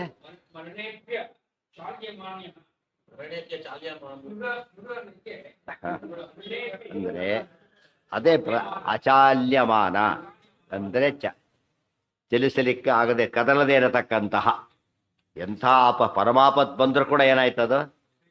ದಾಸ ಸುಖವಾಗಲಿ ಬಹು ದುಃಖವಾಗಲಿ ಸಖನೀನಾಗಿರೋ ಪಾಂಡವ ಸುಖದಕ್ಕೆ ಸಮಯಕೃತ್ವ. ಇವೆಲ್ಲ ಏನು ತೋರಿಸುತ್ತೆ? ಅಚಲವಾದ ಭಾವನೆ ತೋರಿಸುತ್ತೆ. ದೇವ್ರ ಪೂಜೆ ಮಾಡೋದ ಬಿದ್ದ ಕಾಲು ಮುರ್ಕೊಂಡ, ನಾಳೆ ದೇವ್ರ ಪೂಜೆ ಕ್ಯಾನ್ಸಲ್ ಇಲ್ಲ, ಇದರಲ್ಲೇ ಮಾಡ್ತೀನಿ, ಬಿಡೋದಿಲ್ಲ, ಏನು ಮಾಡ್ತೀನಿ ನೋಡೋಣ ಅಂತ ಮಾಡೇ ಮಾಡ್ತೇನೆ. ದೇವರಿಗೆ ಚಾಲೆಂಜು, ಏನು ಮಾಡು ನಾನು ಬಿಡೋದಿಲ್ಲ ಅಂತ. ಬಿಡೆ ನಿನ್ನ ಪಾದವ ಬಿಂಕವಿದೇಕ ಒಂದು ಮಾತಿದೆ, ಏನು ಮಾಡಿದ್ರೆ ಬಿಡೋದಿಲ್ಲ. ಅದೇನಂತಾರೆ ಅದಕ್ಕೆ? ಇದು ನಿಜವಾದ ಭಕ್ತಿ. ನಿಜವಾದ ಭಕ್ತಿ. ಸತ್ಯತೀರ್ಥರು ಏನು ಮಾಡಿದರು? ಬೇಡದ ಬೆಳಗಿದ್ರು ಒಳಕತ್ತ ಹೋಗ್ಬಿಟ್ರು. ಕೊನೆಗೆ ಆಚಾರ್ಯ ಬಿಡಲಿಲ್ಲ, ಏನು ಮಾಡಿ ಅನುಗ್ರಹ ಮಾಡಿದರು. ಅವ್ರ ಕೈಯಲ್ಲೇ ಭಾಷೆ ಬರೆಸಿದ್ರು. ಬಂದಿದ್ದಕ್ಕೋಸ್ಕರ ಭಾಷೆ ಪ್ರತಿನ ಫಸ್ಟ್ ಅವ್ರಿಗೆ ತಯಾರು ಮಾಡಿಸಿದ್ರು. ಯಾಕೆ? ಪ್ರೀತಿ ಬಂತು. ಯಾತಕ್ಕೆ? ನಿಮ್ಮನ್ನು ಬಿಡಲಾರೆ ಅಂತ ಬಂದಿದ್ದಕ್ಕೆ. ಅವ್ರಿಗೆ ಆಗಲಿಲ್ಲ ಅನ್ನೋ ವಿಚಾರ ಬೇರೆ. ಆರು ಬರಲಿಕ್ಕೆ ಏನು ಕಾರಣ ಆಗಿತ್ತು ಅವರಿಗೆ? ಅವ್ರು ಬಿಡಲಾರದಕ್ಕೆ ಪ್ರೀತಿ ಕಾರಣ ಆಗಿತ್ತು. ಅದನ್ನು ಅಪ್ರಿಷಿಯೇಟ್ ಮಾಡೋದು. ಅದು ಹಠಕ್ಕೆ ಹೋದರೆ ಅಲ್ಲ. ಈ ಕಾಲವನ್ನ ಏನು ಮಾಡಿ ಕೃಷ್ಣನ್ ಬಿಡಲಾರೆ ಅಂತ ಹೋದ ಬದರಿಯವರಿಗೂ, ಯಾತಕ್ಕೆ ಹೊಡಿಬೇಕು ಅಂತೇಳಿ. ಅದು ಅಲ್ಲ, ಅದಕ್ಕೆ ಭಕ್ತಿ ಸ್ನೇಹ ಅಲ್ಲ, ಅದು ದ್ವೇಷ. ಅಂದರೆ ತಮಾಷೆ ಅಂದರೆ ದ್ವೇಷ ಮಾಡೋರಿಗೂ ಏನಿರುತ್ತೆ? ಮಹಾತ್ಮ ಜ್ಞಾನ ಇರುತ್ತೆ, ಸುದೃಢವಾಗಿರುತ್ತೆ, ಎಲ್ಲಕ್ಕಿಂತ ಜಾಸ್ತಿ ಇರುತ್ತೆ. ಆದರೆ ದ್ವೇಷ ಆಗಿರುತ್ತೆ, ಭಕ್ತಿ ಆಗಿರೋದಿಲ್ಲ. ಡಿಫ್ರೆನ್ಸ್ ಗೊತ್ತಾಯ್ತಾ? ಇವತ್ತು ಶಿಶುಪಾಲ ಕೃಷ್ಣ ಯಾರು ಅಂತ ಗೊತ್ತಿಲ್ಲ, ಬೈಲಕ್ಕೆ ಬರೋದಿಲ್ಲ. ದ್ವೇಷ ಮಾಡ್ಬೇಕಾದ್ರೆ ಏನಾಗಿರಬೇಕು? ವಸ್ತು ಯಾವುದೊಂದು ಗೊತ್ತಿರಬೇಕು. ಭಾರಿ ದ್ವೇಷ ಮಾಡಬೇಕಾದ್ರೆ ಉಳಿದ ಎಲ್ಲ ದ್ವೇಷಗಳಿಗಿಂತ ಜಾಸ್ತಿ ಸಿಟ್ಟು ಇವ್ರ ಮೇಲೆ ಇರಬೇಕು. ಮತ್ತೆ ಅದು ಏನು ಮಾಡಿ ನೋಡು, ದುರ್ಯೋಧನ ಹೇಳ್ತಾರೆ. ಕೊನೆಗೆ ಒಂದು ಸ್ಟೇಜ್ ಬಂತು. ಯಾವ ಸ್ಟೇಜ್ ಅದು? ಕರ್ಣನೂ ಸತ್ತೋಗಿ, ಕರ್ಣನ ಕೊನೆ ಫೈನಲ್ ಸರಿತಾರೆ. ಕರ್ಣ ಅರ್ಜುನ ಯುದ್ಧ ಮಾಡ್ತಿದ್ದಾರೆ. ಭೀಷ್ಮರು ಹೋಗಿ ಆಯಿತು, ಮಲಗಿದ್ದ ಶಾರಬೆಚ್ಚದ ಮೇಲೆ. ದ್ರೋಣರು ಹೋಗಿಬಿಟ್ರು. ಕರ್ಣನ ಸ್ಥಿತಿ ಹೀಗಾಗಿದೆ. ಆಗ ಅಶ್ವತ್ಥಾಮರು ಬರ್ತಾರೆ, ದುರ್ಯೋಧನ ಹೇಳ್ತಾರೆ. ಆಗ ಅರ್ಜುನ ಭಾರಿ ಒಳ್ಳೆ ಪರಾಕ್ರಮವನ್ನು ತೋರಿಸ್ತಾರೆ. ಅಶ್ವತ್ಥಾಮರು ಬರ್ತಾರೆ, ನೋಡಿದ್ಯಾ ದುರ್ಯೋಧನ, ಇಂಥವ್ರಿಗೆ ಗೆಲ್ಲಕ್ಕಾಗತ್ತೆ ನಿನಗೆ? ಎಷ್ಟು ಒಳ್ಳೆಯವರು, ಎಷ್ಟು ಸಮರ್ಥರಿದ್ದಾರೆ, ಯೋಚನೆ ಮಾಡು. ಇಂಥ ಯುದ್ಧ ಮಾಡ್ಲಿಕ್ಕೆ ಹೋಗಬೇಡ, ಈ ಸಂಧಾನ ಮಾಡ್ಕೊಂಡು ಹೇಳ್ತೇನೆ ಕೇಳು. ಉಳಿದವರಾರು ಉಳಿತಾರೆ ಅಂತ ಹೇಳಿದ್ರು. ಉಳಿದವರಾರು ಉಳಿತಾರೆ. ಅಲ್ಲಿ ಎಷ್ಟು ಜನ ಕಳ್ಕೊಂಡಿದ್ದೀನಿ ಗೊತ್ತಾ? ದುರ್ಯೋಧನ ಹೇಳ್ತಾರೆ, ನಾನು ಒಪ್ಪನೇ ಕಳ್ಕೊಂಡಿದ್ದೇನೆ ಅಂತಾರೆ ಪಾಪ ಅಶ್ವತ್ಥಾಮರು. ದ್ರೋಣಾಚಾರ್ಯ ಹೋಗ್ಬಿಟ್ಟಿದ್ದಾರೆ ಈಗಾಗಲೇ. ನಾನೀಗ ಯಾವುದಕ್ಕೆ ತಯಾರಿದ್ದೇನೆ? ನಾನು ನೀನು ಸಂಧಾನ ಇಲ್ಲ, ನಾನು ಆಗೋದಿಲ್ಲ ಅಂತ. ಅದೇ ಏನಾಗಿದೆ ಅವನಿಗೀಗ? ದೃಢವಾಗಿದೆ. ಅಶ್ವತ್ಥಾಮರು ನಿಜವಾದ ದ್ವೇಷ ಅಲ್ಲ. ಯಾತಕ್ಕೆ? ತಡೆ ಸಂಧಾನ ನಡೀತಾರೆ. ಇವತ್ತೇನು? ನೋ, ನಾನು ಇಲ್ಲ, ಸೋತರೂ ಪರವಾಗಿಲ್ಲ, ನಾವು ಯುದ್ಧ ಮಾಡೋದು, ಸತ್ರೂ ಪರವಾಗಿಲ್ಲ. ಇದು ವಾದ, ದುರ್ಯೋಧನ ವಾದ ಇದೆ. ನಾನು ಏನು ಮಾಡೋದು? ಈ ಸ್ಟೇಜಲ್ಲೂ ಮಾಡೋಕ್ಕೆ ಸಾಧ್ಯ ಇಲ್ಲ. ನಾನು ಕೊನೇ ಸ್ಟೇಜಲ್ಲಿ ಕೂಡ ಹೇಳ್ತಾರೆ ಕೊನೆಗೆ, ನೋಡಪ್ಪ ನೀನು ಯುದ್ಧ ಮಾಡು, ಗೆದ್ರೆ ನಿಂದು, ಸೋತ್ರೆ ನಮ್ಮದು. ಅಂತ ಹೇಳಿದರೆ ದುರ್ಯೋಧನ ಆಗ್ಲಾರು ಏನು ಮಾಡ್ಬೋದಾಗಿತ್ತು ಅವನು, ಆ ಮಾತಿಗಾರು ಚೇಂಜ್ ಆಗ್ಬೋದಾಗಿತ್ತು. ಅದೇನಾಗೋದಿಲ್ಲ ಅಂದರೆ ಅವನಿಗೆ ಸುದೃಢವಾದ ಕೊನೆಗೆ ಸಾಯ್ತಾ ಬಿದ್ದಿದ್ದಾನೆ. ಆ ಹೊತ್ತಲ್ಲಿ ಕೃಷ್ಣ ಹೇಳ್ತಾನೆ, ಮಾತಾಡ್ತಾ ದುರ್ಯೋಧನ ಹೇಳ್ತಾನೆ, ಕೃಷ್ಣ ಪಾಂಡವರು ಭಾರಿ ಒಳ್ಳೆಯವರು, ನಿನ್ನಿಂದ ಕೆಟ್ಟ ಹಾಳಾಗೋದ್ರು ಅಂತ ಹೇಳ್ತಾನೆ. ದುರ್ಯೋಧನ ಸಾಯ್ಬೇಕಾದ್ರೆ ಹೇಳಿದ ಮಾತು, ನೀನು ಕೆಡಿಸಿಬಿಟ್ಟೆ ಅವರನ್ನ, ಪಾಪ ಅವ್ರು ನನ್ನ ಮೇಲೆ ಎಚ್ಚುಕಟ್ಟಿ ಅವ್ರನ್ನ ನೋಡಿದ್ಯಾ, ಅನುಭವಿಸ್ತಾರೆ, ಎಲ್ಲಿ ಹೋಗ್ತಾರೆ ಪಾಂಡವ ಮೇಲೆ ಅವರು ಅನುಭವಿಸ್ತಾರೆ, ನೀನು ಅನುಭವಿಸ್ತೀಯ. ಈ ಪಾಂಡವ ರಾಜ್ಯ ಸಿಕ್ಕಿದೆ, ಏನು ಸಿಕ್ಕಿದ್ದೆ ರಾಜ್ಯ, ಎಲ್ಲ ಹಾಳು ಮಾಡಿದ್ದೆ ನಾನು ಅಂತ ಹೇಳ್ತಾರೆ. ಎಲ್ಲ ಹಾಳು ಮಾಡಿದ್ದೆ ನಾನು, ಯುದ್ಧ ಅಂತ ಹೇಳ್ಬಿಟ್ಟು ಏನು ಮಾಡಿದ್ದೆ ನಾನೀಗ, ಹೆವಿ ಟ್ಯಾಕ್ಸ್ ಹಾಕ್ಬಿಟ್ಟಿದ್ದೆ, ಏನಿಲ್ಲ. ದುರ್ಯೋಧನ ಯಾತಕ್ಕೆ ಹಾಗೆ ಮಾಡಿದ್ದ ಅಂದರೆ ಸಾಯೋದು ಗೊತ್ತಿದೆ ಇಂಡೈರೆಕ್ಟ್ಲಿ, ಪಾಂಡವರಿಗೆ ಲಾಭ ಆಗಬಾರ್ದು, ಪಾಂಡವರಿಗೆ ಲಾಭ ಆಗಬಾರ್ದು, ಆ ರೀತಿ ಮಾಡಿದ್ದೆ ನಾನು. ಏನು ಆಡ್ತಾರೆ ರಾಜ್ಯ, ಆಡ್ಕೊಂಡು ಹೋಗ್ಲಿ, ಏನಿಲ್ಲ ಅದರಲ್ಲಿ. ರಾಜ್ಯ ತುಂಬಿದ್ದಾಗ ರಾಜ್ಯ ಆಡಿದೆ, ಈ ಖಾಲಿ ಇದೆ ಅವ್ರು ಆಡ್ತಾರೆ, ಅರ್ಥ ಆಯ್ತಾ. ಆದ್ದರಿಂದ ನಾನು ಎಂಜಾಯ್ ಮಾಡಿ ಅವ್ನು ಎಂಜಾಯ್ ಮಾಡಿದ್ದಾರೋ, ನನ್ನ ಎಂಜಾಯ್ಮೆಂಟ್ ಅವ್ರಿಗೆ ಬರೋದೇ ಇಲ್ಲ ಅಂತ ಹೇಳ್ತಾರೆ. ಕಾಲು ಮುಡ್ಕೊಂಡ್ಬಂದಿದ್ದಾನೆ, ನೆರಿನಾಯಿ ತಿನ್ನಕ್ಕೆ ಬರ್ತಾ ಇದೆ, ಅದನ್ನು ಸುಖ ಅಂತ ತಿಳ್ಕೊಂಡಿದ್ದಾನು. ಅದು ಏನು ಹೇಳ್ತೀರಿ ಅದಕ್ಕೆ, ಇದು ಸುದೃಢ. ದ್ವೇಷ ಕೂಡ ಏನಾಗಬೇಕು, ಸುದೃಢ. ಭಕ್ತಿ ಕೂಡ ಏನಾಗಬೇಕು, ಸುದೃಢ. ಆ ಸುದೃಢ ಭಕ್ತಿ ಆಗ್ತಾ ಆಗ್ತಾ ಹೋದಂತೆ ಮುಕ್ತಿಗೆ ಹತ್ತಿರ ಆಗ್ತಾನೆ. ಸುದೃಢ ದ್ವೇಷ ಆಗ್ತಾ ಆಗ್ತಾ ಏನಾಗುತ್ತದೋ ಅದು ಹತ್ತಿರ ಆಗ್ತಾನೆ. ಸೊ ಸರಿಯಾಗಿ ಅರ್ಥ ಮಾಡಿಕೊಂಡ್ರೆ ನಾವು ಸ್ನೇಹ ಅನ್ನೋ ಪದ ಇಲ್ಲದೆ ಹೋಗಿದ್ರೆ ಆಪೋಸಿಟ್ ಮೀನಿಂಗ್ ಬರ್ತಿತ್ತು. ಮಹಾತ್ಮ್ಯ ಜ್ಞಾನಪೂರ್ವಸ್ತು ಸುದೃಢ. ಏನು ಏನೇನೆ ಆತದ ಸ್ನೇಹ ಶಬ್ದಕ್ಕೆ ಅದಲ್ಲ ಅರ್ಥ. ಸ್ನೇಹ ಶಬ್ದಕ್ಕೆ ಏನರ್ಥ, ಪ್ರೀತಿ ಅಂತ. ಸ್ನೇಹ ಅಂದರೆ ಪ್ರೀತಿ, ನಿಜವಾದ ಅರ್ಥ ಅದು. ಕೊನೆಗೆ ಎಲ್ಲಿ ಲಿಮಿಟ್ ಆಗಿದೆ ಬರ್ತಾವ ಸ್ನೇಹಿತರು ಅಂತ, ಅಲ್ಲಿ ಗಂಟಾಗಿಬಿಟ್ಟಿದೆ, ಗೊತ್ತಾಯ್ತು, ಅಲ್ಲಿ ಗಂಟಿದೆ. ಆ್ಯಕ್ಚುಲಿ ಹಾಗಲ್ಲ, ದೊಡ್ಡವರಲ್ಲಿ ಪ್ರೀತಿ ಇದ್ದರೆ ಭಕ್ತಿ, ಸಮಾಜದಲ್ಲಿ ಪ್ರೀತಿ ಇದ್ದರೆ ಸ್ನೇಹ ಅಲ್ಲ. ಅದೇನದು ಮೈತ್ರಿ ಅಂತ ಕರೀತಾರೆ. ಸ್ನೇಹ ಅನ್ನೋ ಪದ ಕಾಮನ್ ಅದು. ಈಗ ದೊಡ್ಡವರಲ್ಲಿ ಸ್ನೇಹ ಅದು ಭಕ್ತಿ, ಸಮಾಜದಲ್ಲಿ ಸ್ನೇಹ ಏನದು ಮೈತ್ರಿ, ಚಿಕ್ಕವರಲ್ಲಿ ಸ್ನೇಹ ವಾತ್ಸಲ್ಯ. ಸ್ನೇಹ ಅಂಬೋದು ಕಾಮನ್ ಫ್ಯಾಕ್ಟರ್ ಅದು, ಅರ್ಥ ಆಯ್ತಾ. ಸ್ನೇಹ ಸೇರಿಸಬಾರ್ದಲ್ಲಿ. ದ್ವೇಷ ಹಾಗೇನೆ, ದೊಡ್ಡವರಲ್ಲಿ ದ್ವೇಷ, ಸಮಾನರಲ್ಲಿ ದ್ವೇಷ, ಚಿಕ್ಕವರಲ್ಲಿ ದ್ವೇಷ, ಆ ಪದ ಇಟ್ಕೋಬೇಕು. ಸ್ನೇಹ ಅನ್ನೋದು ಇಂಥ ಪದ. ಕನ್ನಡದಲ್ಲಿ ಅವ್ರ ಪದ ಯಾಕೆ ಕನ್ಫ್ಯೂಷನ್ ಅಂದರೆ, ಸ್ನೇಹಿತ ಸ್ನೇಹಿತ ಕೇಳಿ ಅಭ್ಯಾಸ ಏನಾಗಿಬಿಟ್ಟಿದೆ, ಸ್ನೇಹಿತ ಶಬ್ದ ಫ್ರೆಂಡ್ ಅಂತ ಅರ್ಥದಲ್ಲಿ ಬಂದು ಹೋಗ್ಬಿಟ್ಟಿದೆ. ಸೊ ದೇವರಲ್ಲಿ ಫ್ರೆಂಡ್ಶಿಪ್ ಬೆಳೆಸ್ಕೋಬೇಕು ಅಂತ ಆಗ್ಬಿಡುತ್ತೆ. ಹಾಗಲ್ಲ, ಸ್ನೇಹ ಶಬ್ದ ನಿಜವಾದ ಅರ್ಥ ಏನು ಅಂದರೆ ಪ್ರೀತಿ ಅಂತ. ಪ್ರೀತಿ ಎಂಬುದು ಕಾಮನ್. ದೊಡ್ಡವರ ಪ್ರೀತಿ, ದೊಡ್ಡವರಲ್ಲಿ ಪ್ರೀತಿ, ಸಮಾಜದಲ್ಲಿ ಪ್ರೀತಿ, ಚಿಕ್ಕವರಲ್ಲಿ ಪ್ರೀತಿ, ಮೂರು ಜನದ ಕಾಮನ್ ಆಯ್ತು. ಈಗ ನಮಗೆ ಭಕ್ತಿ ಅಂದರೆ ನಮ್ಗೆ ಏನಾಗಿದೆ ಗೊತ್ತಾ, ಇವತ್ತು ನೀವು ಹೇಳಿದ್ದು ಸರಿ. ಅದು ಜನದಲ್ಲಿ ಏನು ಬಂದಿದೆ ಅಂದರೆ, ಭಕ್ತಿ ಅಂದರೆ ದೊಡ್ಡವರಲ್ಲಿ ಮಾಡಿದರೆ ಮಾತ್ರ ಭಕ್ತಿ ಅಂತ ಇಟ್ಕೊಂಡ್ಬಿಟ್ಟು, ಪ್ರೀತಿ ಭಕ್ತಿ ವ್ಯತ್ಯಾಸ ಇದೆ ಗೊತ್ತಾಗಲಿಲ್ಲ ಅವರಿಗೆ. ಭಕ್ತಿ ಅನ್ನೋದು ದೊಡ್ಡವರು ಅಂತ ತಿಳ್ಕೊಂಡು ಮಾಡಿದ ಪ್ರೀತಿ ಭಕ್ತಿ, ಅದು ಅಲ್ಲಿ ಸ್ಟಾಪ್ ಮಾಡಿಬಿಟ್ರು. ಬಟ್ ಶಾಸ್ತ್ರ ಹೇಳ್ತದೆ ಎಲ್ಲರಲ್ಲೂ ಪ್ರೀತಿ ಇರಬೇಕು ಹೇಳಿ ಅದು ಬಿಟ್ಬಿಟ್ರು. ಎಲ್ಲರಲ್ಲೂ ಪ್ರೀತಿ ಇರಬೇಕು. ಎಲ್ಲರಲ್ಲೂ ಪ್ರೀತಿ ಅಂದರೆ ಏನು, ದೊಡ್ಡವರಲ್ಲಿ ಭಕ್ತಿ ರೂಪವಾದ ಪ್ರೀತಿ ಇರಬೇಕು, ಸಮಾಜದಲ್ಲಿ ಮೈತ್ರಿ ರೂಪ, ಚಿಕ್ಕವರಲ್ಲಿ ವಾತ್ಸಲ್ಯ ರೂಪ ಇರಬೇಕು. ಇವೆರಡು ಹೋಗ್ಬಿಡ್ತೀಗ. ನಾವು ದೇವರಲ್ಲಿ ಭಕ್ತಿ ಮಾಡ್ತೇವೆ, ಸಮಾಜದಲ್ಲಿ ಅಸೂಯೆ ಪಡ್ತೇವೆ, ಚಿಕ್ಕವರನ್ನ ಕಾಲು ಒದ್ದೋಡಿಸ್ತೇವೆ, ಈ ಥರ ಆಗ್ಬಿಡುತ್ತೆ. ಅದು ತಪ್ಪಾಯ್ತು. ಇದು ನಿಜವಾದ ಡೇಂಜರ್ ಆಗಿದ್ದು ಹಾಗೆ. ನಿಜವಾದ ಪ್ರೀತಿ ಅಂತ ಕೇಳಿದರೆ ದೊಡ್ಡವರಲ್ಲಿ ಪ್ರೀತಿ ಇದೆ. ದೇವ್ರು ನೋಡಕ್ಕೆ ಕೂತಿದ್ದ, ಚಿಕ್ಕ ಮಗು ಒಂದು ಬಂತು, ಏನು ಮಾಡ್ಬೇಕು ಅವರೀಗ, ಬೈದು ಓಡಿಸ್ಬಾರ್ದು. ಅವ ಕೂತ್ಕೊ ಅಂತ ಕೂಡಿಸ್ಬಿಟ್ರೆ ಅವ್ರು ಏನಾಗುತ್ತೆ, ಈಗ ದೇವ್ರ ಮೇಲೆ ಭಕ್ತಿ ಇದೆ, ಆ ಯಾರ ಮೇಲೆ ಭಕ್ತಿ ಇದೆ ಅವ್ರು ನೋಡಲಿ, ದೇವ್ರ ಪ್ರೀತಿ ಇದೆ, ನೀನು ನೋಡು ಅಂತ ಹೇಳಿದೆ. ಇವು ಸ್ವಲ್ಪ ಏನಾಯ್ತು, ಪಾಪ ಮಗೋದು ಚಿಕ್ಕದು, ಇವ್ರು ಎತ್ತರ ಕಾಣಿಸ್ತಾ ಇಲ್ಲ, ಎತ್ತಿ ಹಿಡ್ಕೊಂಡು ನೋಡಿಸ್ ಕಾಣಿಸ್ತಾ ಹೇಳ್ತಾ. ಯಾಕೆ, ಇವ್ರು ಪ್ರೀತಿ ಇದೆ, ನೋಡ್ಬೇಕು, ಇವರು ನೋಡಬೇಕು ಅನ್ನೋ ಪ್ರೀತಿ ಇದೆ, ಆ ದೇವರಲ್ಲಿ ಗೌರವ ಇದೆ. ಅದು ನಿಜ. ಆ ರೀತಿ ಮಾಡಿ ಏನಾಗ್ತಿತ್ತಾಗ ಸಮಾಜ ಬೆಳೀತಿತ್ತು. ಬೇರೆಯವ್ರು ಹಾಗೆ ಮಾಡ್ತಾರೆ, ತಮ್ಮಲ್ಲಿ ಯಾರು ಬಂದು ಏನು ಮಾಡಿ ಬಿಡೋದಿಲ್ಲ ಅವ್ರು. ಯಾವ್ದಾರು ಅಂಗಡಿ ಸೀರೆ ತೊಗೊಳಕ್ಕೆ ಹೋಗಿ, ನೀವು ಬೇಕಾದ ಸೀರೆ ತಗಲಿಲ್ಲ, ಅವ್ನು ಏನು ಮಾಡ್ತಾನೆ, ಕೂತೀರಿ ಅಂತ ಹೇಳ್ತಾರೆ. ಏನು ಮಾಡ್ತಾನೆ, ಬೇರೆ ಕಡೆ ತರಿಸ್ತಾರೆ, ಒಳಗಡೆ ತರ್ತಾರೆ, ಬಿಡೋದಿಲ್ಲ. ಅವ್ನ ಕಾನ್ಸೆಪ್ಟ್ ಬಂದವ್ರು ಏನಾಗಬಾರ್ದು, ಹಾಗೆ ಹೋದ್ರೆ ನೆಕ್ಸ್ಟ್ ಟೈಮ್ ಯಾರು ಬರೋದಿಲ್ಲ. ನಮ್ಮಲ್ಲಿ ಹಾಗಾದ್ರೆ ಬಂದವ್ರು ಯಾರು ಮತ್ತೆ ಬರಬಾರ್ದು, ಬಂದವ್ರು ಇನ್ನೊಂದು ಬರಬಾರ್ದು, ಆ ಮಠಕ್ಕೆ ಹೋದ್ರೆ ಮತ್ತೊಮ್ಮೆ ಹೋಗಬಾರ್ದು, ಆ ರೀತಿ ಆಗಬಾರ್ದು. ಅವ್ರು ಹಾಗೆ ಮಾಡ್ತಾರೆ, ಬೇರೆ ಮತದವ್ರು ಸಿಕ್ಕರೆ ಏನು ಮಾಡಿ ಬಿಡೋದಿಲ್ಲ. ಅದಕ್ಕೆ ಇವರು ಈಲ್ಡಾಗ್ಬಿಡ್ತಾರೆ. ಕೊನೆ ನಾವು ಎಲ್ಲಿ ಈಲ್ಡಾಗಬೇಕು ಅಲ್ಲಿ ಮಾಡ್ತಾ ಇಲ್ಲ. ಅದಕ್ಕೆ ಈ ಪದ ಸ್ನೇಹ ಅನ್ನೋ ಪದ ಮೂರು ಕಡೆ ಅಪ್ಲೈ ಮಾಡ್ಕೋಬೇಕು. ದೊಡ್ಡವರಲ್ಲಿ, ಸಮಾಜದಲ್ಲಿ, ಚಿಕ್ಕವರಲ್ಲಿ. ಚಿಕ್ಕವರಲ್ಲಿ ಎಂಬುದು ಟೋಟಲಿ ಮರ್ತು ಬಿಟ್ಟಿದ್ದೇವೆ ನಾವು. ಸಮಾಜದಲ್ಲಿ ಎಂಬುದು ಅಸೂಯೆ ಚೇಂಜ್ ಆಗಿಬಿಟ್ಟಿದೆ. ನಾನಿಬ್ಬರು ಸಮನಾದ್ರೆ ಭಾರಿ ಕಷ್ಟ ಆದರೆ ಅವ್ರು ಕೆಳಗೆ ಹೋಗ್ಬೇಕು ಅಂತ ಅನ್ಕೊಂಡ್ಬಿಡ್ತೇವೆ. ಅದು ಮಾತ್ಸರ್ಯ. ಸಮಾಜದಲ್ಲಿ ಮಾಡ್ತಕ್ಕಂತಹ ಅಸೂಯೆಗೆ ಏನಂತಾರೆ, ಮಾತ್ಸರ್ಯ. ಚಿಕ್ಕವರಲ್ಲಿ ಮಾಡಿದಾಗ ವಾತ್ಸಲ್ಯ, ಇದು ಭಕ್ತಿ. ಸೊ ಸ್ನೇಹ ಅನ್ನೋದು ಮೂರೂ ಇರಬೇಕು. ಅಷ್ಟೇ ಅನುವ್ಯಾಖ್ಯಾದಲ್ಲಿ ಬಂದು ಬರುತ್ತದೆ. ಗುರು ಹೇಳ್ತಾರೆ, ದೊಡ್ಡವರಲ್ಲಿ ಭಕ್ತಿ ಮಾಡಿ, ಸಮಾಜದಲ್ಲಿ ಮೈತ್ರಿ ಇರಲಿ, ಚಿಕ್ಕವರಲ್ಲಿ ವಾತ್ಸಲ್ಯ ಇರಲಿ, ಹಾಗಿದ್ದರೆ ಮಾತ್ರ ಮುಕ್ತಿ ಆಗುತ್ತೆ. ಇವು ಎರಡು ಹೈಲೈಟ್ ಆಗಿಲ್ಲ ನಮ್ಮಲ್ಲಿ. ಸಮಾಜದಲ್ಲಿ ಇದು ಹೈಲೈಟ್ ಆಗಿಲ್ಲ. ಆದ್ದರಿಂದ ಹಿಂದೂ ಕೂಡ ಅಷ್ಟೇ, ಪಂಡಿತರಲ್ಲಿ ಸಾಮಾನ್ಯವಾಗಿ ಒಂದು ಏನಿರುತ್ತೆ ಮಾತ್ಸರ್ಯ, ಅವನಿಗಿಂತ ನಾನು ಮುಂದಾಗಬೇಕು. ಭಕ್ತಿ ಮಾಡೋದ್ರಲ್ಲ, ಲೋಕದೃಷ್ಟಿಯಿಂದ ಪ್ರಸಿದ್ಧಿ ಬರಬೇಕು. ಈ ಥರ ಎಲ್ಲರಲ್ಲೂ ಎಲ್ಲ ಹೋದರೂ ಕೂಡ ಟ್ರೆಂಡ್ ಡೆವಲಪ್ ಆಯಿತು.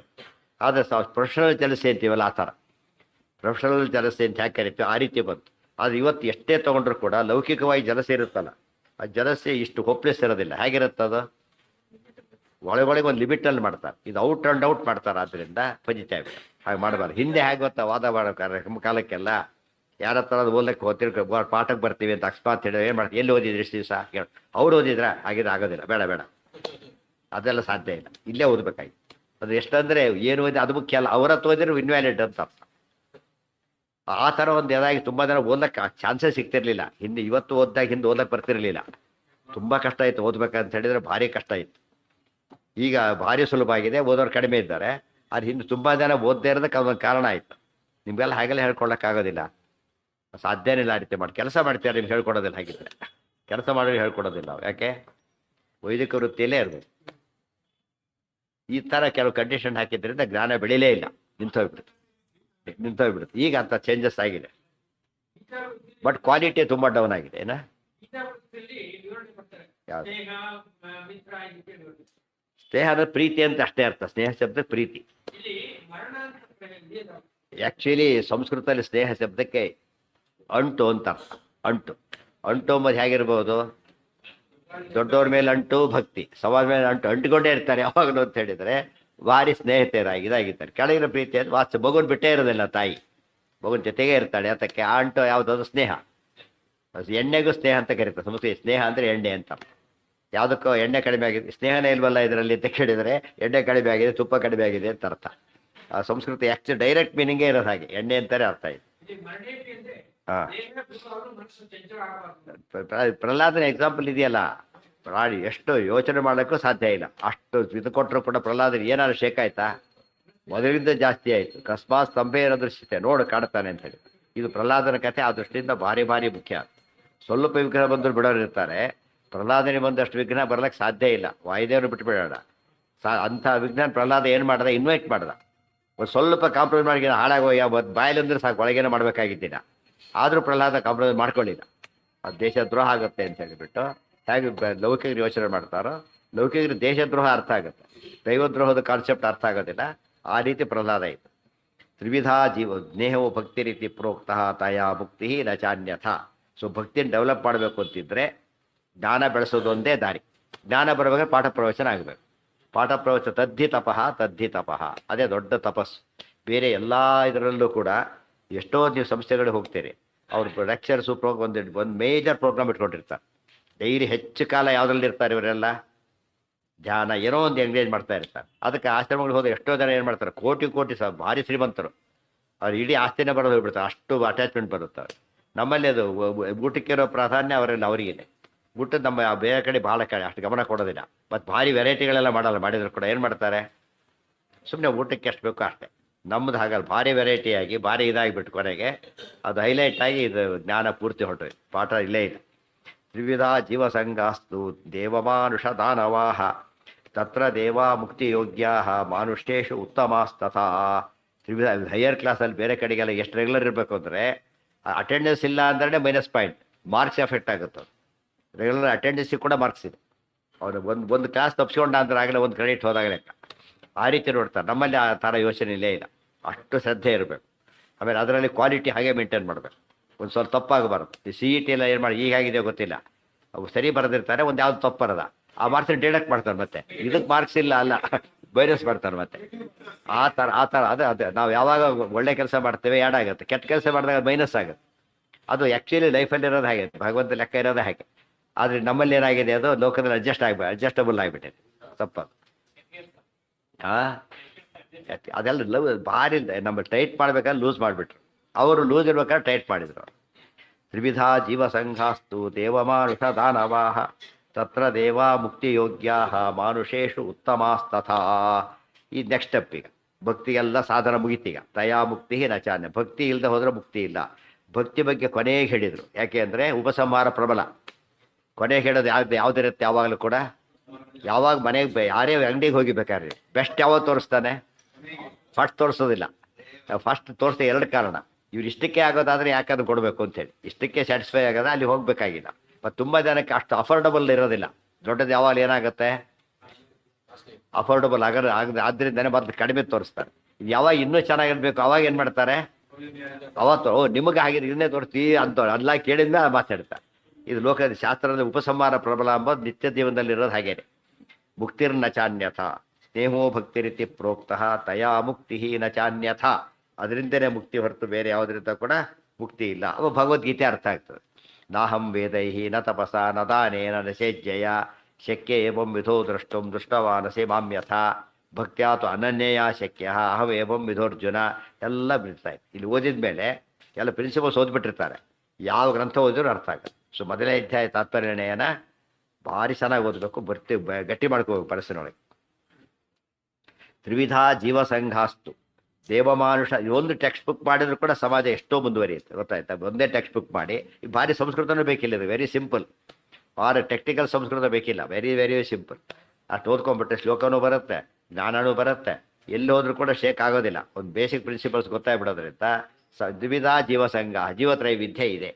ಯಾವ ರೀತಿ ಇದೆ, ದೇವಮಾನುಷ ದಾನವಾಹ. ದೇವರು ಅಂದ್ರೆ ದೇವತೆಗಳು ಅಂತಲ್ಲ, ದೈವಿ ಸಂಪತ್ತಿನವರು ಅಂತ ಅರ್ಥ, ಸಾತ್ವಿಕರು ಅಂತ ಅರ್ಥ. ಮಾನುಷರು ಅಂದರೆ ಯಾರು, ನಿತ್ಯ ಸಂಸಾರಿಗಳು. ದಾನವರು ಅಂದರೆ ಯಾರು, ತಮೋಯೋಗ್ಯರು. ಮೂರಿದೆ, ಇದರಲ್ಲಿ ಬಂದಿದೆ ಆಗಲೇ. ತತ್ವ ಸಂಖ್ಯಾನ ಅರ್ಥ ಆಗಿದೆ, ಓದ್ಬಿಟ್ರೆ ಆಯ್ತು. ತತ್ರ ದೇವಾಹ ಮುಕ್ತಿಯೋಗ್ಯಾ. ದೇವತೆಗಳೆಲ್ಲ ಯಾರು ಅಂದರೆ ಮುಕ್ತಿಯೋಗ್ಯರಲ್ಲಿ ಏನಂತ ಕರಿಬೇಕು, ದೇವ ಸಂಪತ್. ದೇವರು ಅಂದ್ರೆ ದೇವತೆಗಳು ಅಂತ ಅರ್ಥ ಅಲ್ಲ, ದೈವಿ ಸಂಪತ್ತಿನವರು ಅಂತ ಅರ್ಥ. ದೇವಸ್ವಭಾವೋ ದಿವಿಜದ್ರುಮೋ ಎಂಬಂತ ಬರುತ್ತಲ್ಲ ಹಾಗೆ. ದೈವಿ ಸಂಪತ್ ವಿಮೋಕ್ಷಾಯ ನಿಬಂಧಾಯ ಆಸುರಿ ಮಾತ. ಏನು ದೈವಿ ಸಂಪತ್ತು ಅಂದರೆ ಅಭಯಂ, ಸತ್ವ ಸಂಶುದ್ಧಿ, ಜ್ಞಾನಯೋಗ ವ್ಯವಸ್ಥಿತಿ, ಇವೆಲ್ಲ ಏನಿವು ದೈವಿ ಸಂಪತ್ತು. ಅದಿರೋರೆಲ್ಲ ದೇವತೆಗಳು ಅಂತ ಇಲ್ಲಿ ಕರೆದಿರೋದು. ಹೌದು ಹೌದು ಹೇಳಿದಾರಲ್ಲ, ಮಾನುಷೇಶು ಉತ್ತಮಾಸ್ತಥ ಅಂದ್ರು ಒಂದೇ, ಮನುಷ್ಯೋತ್ತಮ ಅಂದ್ರು ಒಂದೇ. ಮಾನುಷರಲ್ಲಿ ಉತ್ತಮರು ಅಂತ ಯಾರಿದ್ದಾರೆ ಅವರೆಲ್ಲ ಯಾರು, ಮುಕ್ತಿಯೋಗ್ಯರೇ ಆಗಿದ್ದಾರೆ, ಮನುಷ್ಯೋತ್ತಮರು. ಮನುಷ್ಯ ಏನ ಏನ ಮನುಕುಲ ಪ್ರಶ್ನೆ ಆಗ್ಬೇಕಾದ್ ಬೇಕೇ ಇಲ್ಲ. ಅದು ಮನುಕುಲದ ಪ್ರಶ್ನೆ ಬರಲೇ ಇಲ್ಲ. ಈಗ ಮನುಷ್ಯರಲ್ಲಿ ಮೂರು ವಿಧ: ಉತ್ತಮ ಮನುಷ್ಯರು, ಮಧ್ಯಮ ಮನುಷ್ಯರು, ಅಧಮ ಮನುಷ್ಯರು. ಉತ್ತಮ ಮನುಷ್ಯರು ಅಂದರೆ ಮುಕ್ತಿಯೋಗ್ಯರು, ಮಧ್ಯಮ ಮನುಷ್ಯರು ನಿತ್ಯ ಸಂಸಾರಿಗಳು, ಅಧಮ ಮನುಷ್ಯರು ಅಂದರೆ ತಮಯೋಗ್ಯರು. ಅಧಮ ನಿರಯಾಯೈವ ದಾನವಾಸ್ತು ತಮೋಲಯ. ತಮೋಲಯ ಅಂದ್ರೇನು, ಲಯ ಅಂದರೆ ಎಂಡ್, ತಮಸ್ತಲ್ಲೇ ಹಾಳಾಗಿ ಹೋಗೋರು ಅಂತ ಅರ್ಥ. ಮುಕ್ತಿರ್ನಿತ್ಯ ತಮಶ್ಚೈವ ನಾವೃತ್ತಿ ಪುನರೇತಯೋ. ನೋಡಿ ಎಷ್ಟು ಇಂಪಾರ್ಟೆಂಟ್ ವಾಕ್ಯ ಇದು. ಮುಕ್ತಿ ನಿತ್ಯ ತಮಶ್ಚೈವ ನ ಆವೃತ್ತಿ ಪುನರೇತಯೋ. ಮುಕ್ತಿಯು ನಿತ್ಯವಾದದ್ದು, ಮುಕ್ತಿಯು ನಿತ್ಯವಾದದ್ದು, ಹಾಗೆ ತಮಸ್ಸು ಸಹ. ಅಂದರೆ ದಚ ಪುನರಾವರ್ತತೆ ಎಂಬುದು ಮುಕ್ತಿಗೆ ಹಾಗೆ ಅನ್ವಯನೋ ತಮಸ್ಸಿಗೂ ಹಾಗೆ ಅನ್ವಯ. ಅದು ಬ್ರಹ್ಮಸೂತ್ರ ಭಾಷೆ. ಇದಿಷ್ಟು ಕೂಡ ಇದೆಲ್ಲ ಬ್ರಹ್ಮಸೂತ್ರ ಎಲ್ಲ ಬಂದಿರೋದ್ರೆ ಬ್ರಹ್ಮಸೂತ್ರನೇ. ಆವೃತ್ತಿ ಅಂದರೆ ಪಾಪ ವೃತ್ತಿ, ರಿಪಿಟಿ ವಾಪಸ್ ಬರೋದು ಅಂತ. ಅಲ್ಲಿ ಬೇಯಿಸ್ಬೇಕಿಲ್ಲ. ನಾವೃತ್ತಿ ಪುನರ್ ಏತಯೋ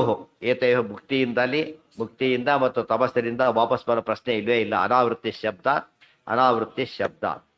ದೇವಾನಾಂ ನಿರಯೋ ನಾಸ್ತಿ ತಮಶ್ಚಾಪಿ ಕಥಂಚನ. ವೆರಿ ವೆರಿ ಇಂಪಾರ್ಟೆಂಟ್ ಲೈನ್ ಇದು. ದೇವತೆಗಳಿಗೆ ಅಂದರೆ ಮುಕ್ತಿಯೋಗ್ಯರಿಗೆ ಎಂದೂ ನರಕ ಇಲ್ಲ, ಗೊತ್ತಾಯ್ತಾ. ತಮಸ್ಸು ಇಲ್ಲ. ಸರಿಯಾಗಿ ತಿಳ್ಕೊಂಡ್ಬಿಟ್ರೆ ಒಂದು ಒಳ್ಳೆ ವಿಷಯ ಗೊತ್ತಾಗತ್ತೆ. ಮುಕ್ತಿಯೋಗ್ಯರಿಗೆ ಏನಿಲ್ಲ, ಎಂದೂ ನರಕ ಆಗೋದಿಲ್ಲ.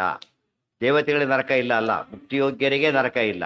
ಮುಕ್ತಿಯೋಗ್ಯರಿಗೆ ತಮಸ್ಸಿಲ್ಲ, ತಮಸ್ಸು ಆಗೋದಿಲ್ಲ, ನರಕನೂ ಆಗೋದಿಲ್ಲ. ನಾವು ಖುಷಿ ಪಡಬಾರ್ದಕ್ಕೆ, ನಾವು ಮುಕ್ತಿಯೋಗ್ಯರ ಪ್ರೂವ್ ಆಗ್ಬೇಕು ಫಸ್ಟ್. ಅದಕ್ಕೆ ಗೊತ್ತಾಯ್ತಾ, ಸದ್ಯಕ್ಕೆ ನಮಗಾಗಿಲ್ಲ ತಿಳ್ಕೊಳಕ್ಕೆ ಹೋಗ್ಬಾರ್ದು. ಮುಕ್ತಿಯೋಗ್ಯರು ಅಂತ ಆಗಿದ್ಮೇಲೆ, ಅದು ಡಿಸೈಡ್ ಆದಮೇಲೆ ಏನಿಲ್ಲ, ತಮಸ್ಸಿಲ್ಲ, ನರಕನೂ ಇಲ್ಲ. ನಮಗೆ ನರಕ ಅಂತ ತಪ್ಪು ತಿಳ್ಕೊಂಡು ಏನ್ ಬೇಕಾದ್ರೆ ಮಾಡಕ್ಕೆ ಹೋಗ್ಬಾರ್ದು. ಪುನರೇತ ದೇವಾನಾಂ ಜನ, ಅದಕ್ಕೆ ಅರ್ಥ ಇದೆ. ಅದು ನಾಳೆ ಇವತ್ತು ಬಂದಿದೆ, ನಾಳೆ ದಿವಸ ಅದ್ರ ಬಗ್ಗೆ ತುಂಬ ಬರೀತಾರೆ. ವಿಷ್ಣು ತೀರ್ಥರು 2-3 ಪುಟ ಬರೆದಿದ್ದಾರೆ ಅದ್ರ ಬಗ್ಗೆ ಬೇರೆ ಕಡೆಗೆ. ಅದಿಷ್ಟು ಇಸತ್ ಬಿಟ್ಟಾಗಿರೋ ಕೊಟ್ಟು, ಇದರಲ್ಲಿ ಕೊಟ್ಟಿಲ್ಲ, ಅದ್ರಲ್ಲಿ ಕೊಟ್ಟಿದೆ. ಏನು ಹಾಗಿದ್ರೆ ಎಂಬುದನ್ನು ನಾಳೆ ನೋಡೋಣ. ಮತ್ತು ಮುಕ್ತಿ ಇಲ್ಲಾರ ಮತ್ತೆ ಆಗಲಿ ಹಾಗಿದ್ರೆ ಡಿಸೈಡ್ ಆದವರೇ ಇದ್ದಾರೆ. ಈಗ ಮುಕ್ತಿಯೋಗ್ಯರು ಡಿಸೈಡ್ ಆಗಿಬಿಟ್ಟಿದ್ದಾರೆ. ಅವರು ತಪ್ಪು ಮಾಡ್ತಾರೆ, ಅವ್ರ ಗತಿ ಏನು ಹಾಗಿದ್ರೆ? ನರಕ ಇಲ್ಲ ಅಂದಮೇಲೆ ಮಾಡೋ ಪನಿಷ್ಮೆಂಟೇ ಇಲ್ವಾ? ಅದಕ್ಕೆಲ್ಲ ಉತ್ತರ ಇತ್ತು.